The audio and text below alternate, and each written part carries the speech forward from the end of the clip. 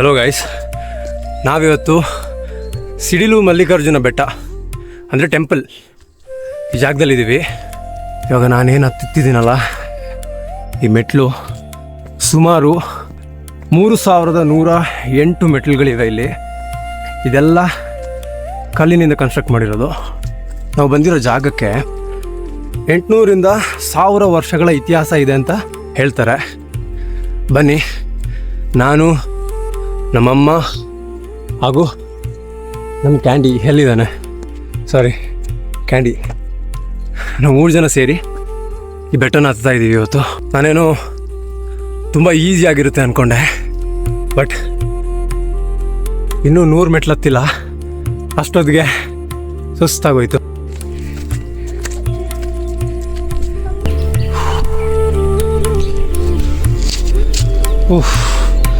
Guys, ನಮ್ಮಮ್ಮನೂ ಕ್ಯಾಂಡಿನೂ ಇಬ್ಬರಲ್ಲೂ ಓದ್ತಾ ಇದ್ದಾರೆ. ನನ್ನ ಕೈಲಾಗ್ತಿಲ್ಲ.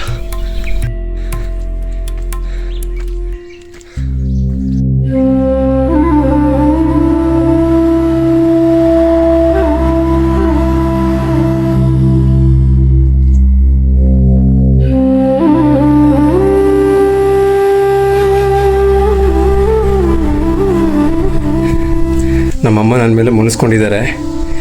ನಮ್ಮಮ್ಮಂಗೆ ಹೇಳ್ದೆ ಕರ್ಕೊಂಡು ಬಂದೆ ಈ ಜಾಗಕ್ಕೆ, ಸರ್ಪ್ರೈಸ್ ಕೊಡೋಣ ಅಂತ. ಅಮ್ಮನೂ ಬೈತಾ ಇದ್ದಾರೆ, ಅವನು ಶಾಪ್ ಆಗ್ತಾ ಇದ್ದಾನೆ ನನಗೆ.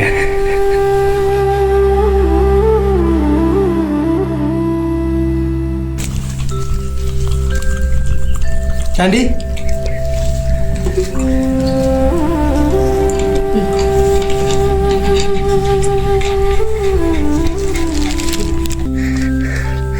ನಮ್ಮಮ್ಮ ಸ್ಟೆಪ್ ಹತ್ತಕ್ಕೆ ಒಂದು ಟ್ರಿಕ್ಸ್ ಕಂಡಿಟ್ಕೊಂಡಿದ್ದಾರೆ.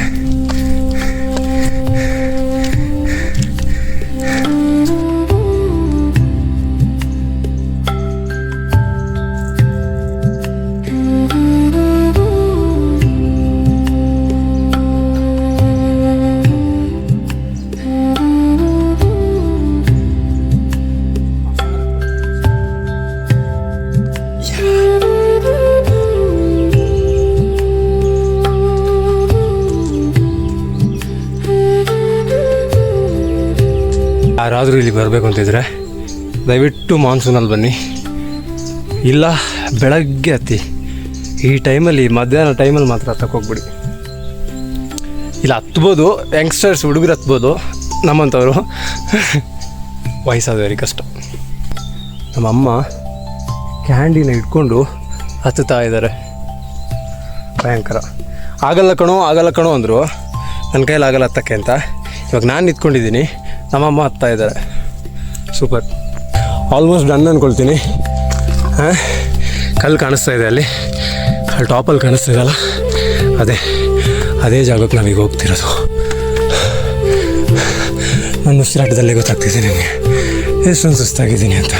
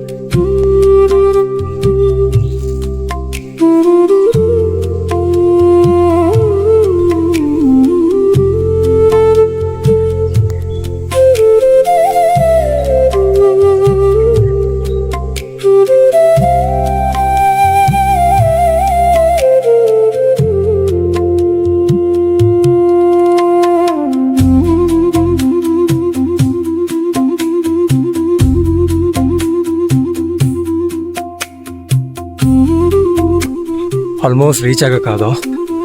ನಾವು ಹತ್ತಕ್ಕೆ ಶುರು ಮಾಡಬೇಕಾದ್ರೆ 1 ಗಂಟೆ ಆಗಿತ್ತು, ತುಂಬ ಬಿಸಿಲಿತ್ತು.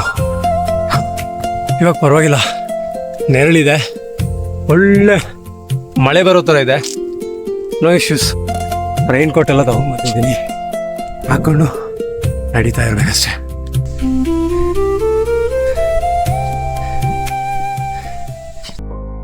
ಫೈನಲಿ ನಾನು, ನಮ್ಮ ಅಮ್ಮ, ನಮ್ಮ ಛೋಟಾ ಪ್ಯಾಕೆಟ್ ಕ್ಯಾಂಡಿ 3 ಜನನು ಬೆವರು ಸುರಿಸಿ ಈ ಬೆಟ್ಟನ ಹತ್ತಿ ಕಂಪ್ಲೀಟ್ ಮಾಡಿದ್ದೀವಿ.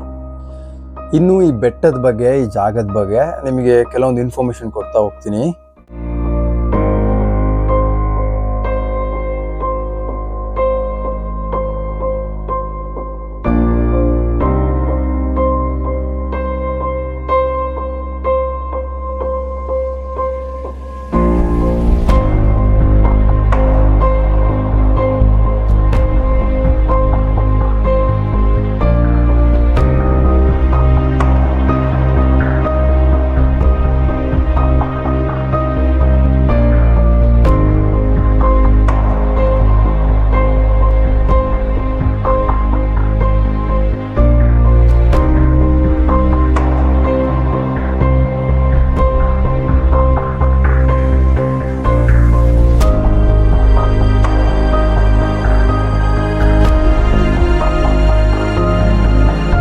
ದೇವಸ್ಥಾನ ಬಂದು ಪಿರಿಯಾಪಟ್ಟಣ ಅನ್ನೋ ತಾಲೂಕಿನ ಬೆಟ್ಟದಪುರ ಅನ್ನೋ ಊರಲ್ಲಿ ಬರುತ್ತೆ. ಸೊ ಈ ಬೆಟ್ಟದಪುರ, ಈ ಪಿರಿಯಾಪಟ್ಟಣ ಇವೆಲ್ಲ ಮೈಸೂರು ಡಿಸ್ಟ್ರಿಕ್ಗೆ ಸೇರುತ್ತೆ.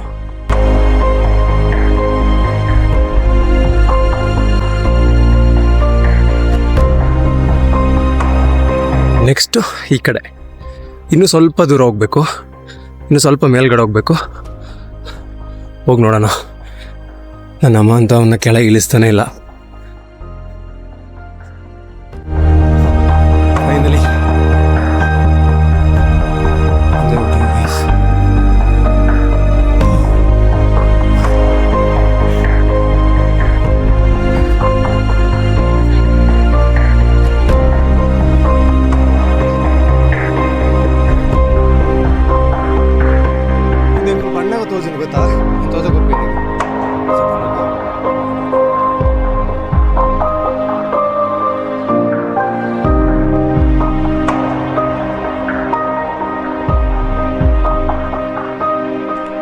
ಈ ಟೆಂಪಲ್ನ ಯಾಕೆ ಶ್ರೀ ಸಿಡಿಲು ಮಲ್ಲಿಕಾರ್ಜುನ ಟೆಂಪಲ್ ಅಂತ ಕರೀತಾರೆ ಗೊತ್ತಾ?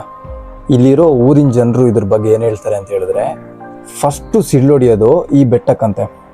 ಸೊ ಅಂಥ ಒಂದು ನಂಬಿಕೆ ಇದೆ ಇಲ್ಲಿಯ ಜನರಿಗೆ.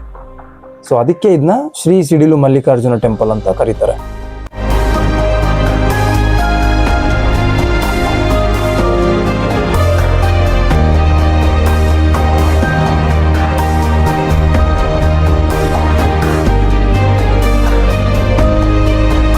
ಈ ದೇವಸ್ಥಾನ ಏನಿದೆ ಇದನ್ನ ಚೋಳರು, ಹೊಯ್ಸಳರು ಮಾಡಿರೋದು ಅಂತ ಹೇಳ್ತಾರೆ. ಈ ಜಾಗನ ಮುಂಚೆ ಹಳೆ ಕಾಲದಲ್ಲಿ ಏನಂತ ಕರಿತಿದ್ರು ಅಂದ್ರೆ ಶ್ರೀಗಿರಿ, ವಿಜಯಗಿರಿ ಮತ್ತೆ ವಿಜಯಾಚಲ ಅಂತ ಕರಿತಿದ್ರಂತೆ.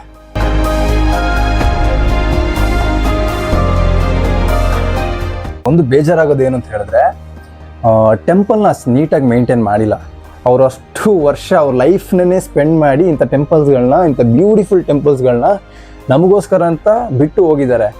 ಜಸ್ಟ್ ಅದನ್ನ ನಾವು ಉಳಿಸ್ಕೋಬೇಕಷ್ಟೇ, ಅದನ್ನು ಕ್ಲೀನಾಗಿ ಇಟ್ಕೋಬೇಕು, ಅದನ್ನ ಉಳಿಸ್ಕೋಬೇಕಷ್ಟೇ. ಅದು ನಮ್ಮ ಕೈಯಲ್ಲಿ ಆಗ್ತಾ ಇಲ್ಲ.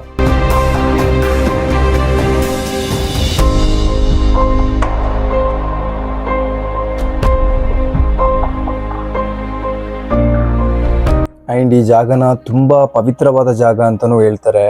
ಆ್ಯಂಡ್ ಹಳೆ ಕಾಲದಲ್ಲಿ ಋಷಿ ಮುನಿಗಳೆಲ್ಲ ಬಂದು ಇಲ್ಲಿ ಕೂತ್ಕೊಂಡು ತಪಾಸ್ ಮಾಡ್ತಿದ್ರು ಅಂತಲೂ ಹೇಳ್ತಾರೆ. ಈ ದೇವಸ್ಥಾನದ ಇನ್ನೊಂದು ವಿಶೇಷತೆ ಹೇಳ್ತೀನಿ ಕೇಳಿ. ಹಿಂದೆ ಸಾವಿರಾರು ಯಾತ್ರಿಗಳಿಗೆ, ಅಂದರೆ ಥೌಸಂಡ್ಸ್ ಆಫ್ ಟ್ರಾವೆಲರ್ಸಿಗೆ ಈ ದೇವಸ್ಥಾನದಲ್ಲಿ ಉಚಿತ ಅನ್ನದಾನ ನೀಡ್ತಿದ್ರಂತೆ.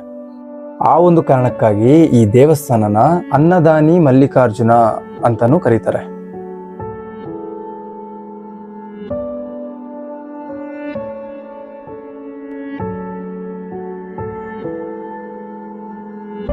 ಆ್ಯಂಡ್ ಎಂಟೈರ್ ಟೆಂಪಲ್ ಬಂದು ನಿಮಗೆ ಕಂಪ್ಲೀಟ್ ಸ್ಟೋನಲ್ಲಿ ಬಿಲ್ಡ್ ಆಗಿರೋದು, ಕಂಪ್ಲೀಟ್ ಕಲ್ಲಿಂದ ಮಾಡಿರೋದು. ಜನರು ಆ್ಯಕ್ಚುಲಿ ಈ ಟೆಂಪಲ್ಗೆ ಬರೀ ಪೂಜೆ ಮಾಡೋಕ್ಕೆ, ದೇವ್ರ ದರ್ಶನಕ್ಕೆ ಮಾತ್ರ ಬರಲ್ಲ. ಇದೊಂದು ಬ್ಯೂಟಿಫುಲ್ ಆದ ಟ್ರೆಕ್ಕಿಂಗ್ ಸ್ಪಾಟ್ ಕೂಡ.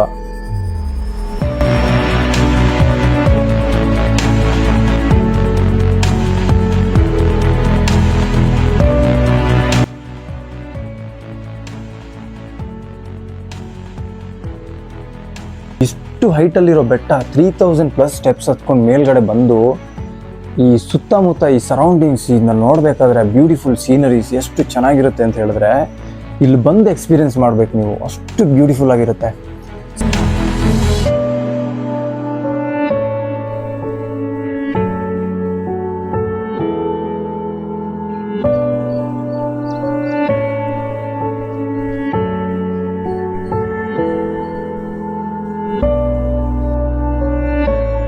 ಅವಾಗಿನ ಕಾಲ ಜನರ ಮೈಂಡ್ ಸೆಟ್ ಹೆಂಗಿತ್ತು, ಅವರು ಒಂದೊಂದು ಕೆತ್ತನೆಗಳನ್ನು ಮಾಡಬೇಕಾದ್ರೆ ಎಷ್ಟು ಡೀಟೇಲಿಂಗ್ ಆಗಿ ಎಷ್ಟು ಡೆಡಿಕೇಶನ್ ಇಂದ ಟೈಮ್ ಕೊಟ್ಟು ಮಾಡ್ತಾ ಇದ್ರು. ಅವ್ರ ಲೈಫೇ, ಅವ್ರ ಇಡೀ ಜೀವನನೇ ಇದಕ್ಕೆ ಮುಡಿಪಾಗಿಟ್ಟು ಮಾಡ್ತಾ ಇದ್ರು. ಇದೆಲ್ಲನೂ ಈ ಆಲೋಚನೆಗಳು ತಲೆಗೆ ಬರ್ತಾ ಇರುತ್ತೆ. ನನಗೇನಂತ ಗೊತ್ತಿಲ್ಲ, ಕೂರ್ಗಲ್ಲಿ ಹುಟ್ಟಿರೋದಕ್ಕೇನ ಅಂತ ಗೊತ್ತಿಲ್ಲ, ಸಣ್ಣದ್ರಿಂದ ಇದೇ ಕಲ್ಚರು ಇಲ್ಲಿ ನೇಚರ್ ಜೊತೆ ಬೆಳೆದಿರೋದಕ್ಕೇನ ಅಂತನೂ ಗೊತ್ತಿಲ್ಲ ನನಗೆ. ಈ ಬೆಟ್ಟ, ಈ ಫಾಲ್ಸು, ಯಾವುದೋ ಒಂದು ಈ ಥರ ಕಾಡೆಲ್ಲ ನೋಡಿದ್ರೆ ಒಂಥರ ಮನಸ್ಸೊಳಗಿಂದ ಒಂದು ಲವ್.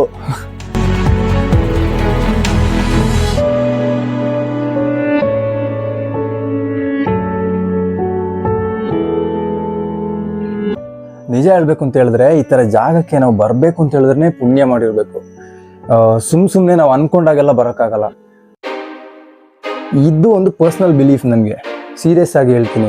ಅನ್ಪ್ಲಾನ್ಡ್ ಸಿಚುವೇಶನ್ ಇದು. ನಾನು ಯಾವತ್ತೂ ಅನ್ಕೊಂಡಿಲ್ಲ ಇಲ್ಲಿ ಈ ಥರ ಜಾಗಕ್ಕೆ ನಮ್ಮ ಅಮ್ಮನ ಕರ್ಕೊಂಡು, ನನ್ನ ನಾಯಿನೂ ಕರ್ಕೊಂಡು ನಾನು ಬರಬೇಕು ಅಂತ ಅನ್ಕೊಂಡೇ ಇಲ್ಲ. ದೇವರು ಕರೆಸ್ಕೋತಾನೆ. ಆ ಟೈಮ್ ಬಂದಾಗ ನಾವೆಲ್ಲೇ ಇದ್ರು, ಹೆಂಗೆ ಇದ್ರು, ದೇವರು ಈ ಜಾಗಕ್ಕೆ ನೀನು ಬರಬೇಕು ಅಂತ ಹೇಳಿದ್ರೆ ನಮ್ಮನ್ನ ಕರೆಸ್ಕೋತಾನೆ.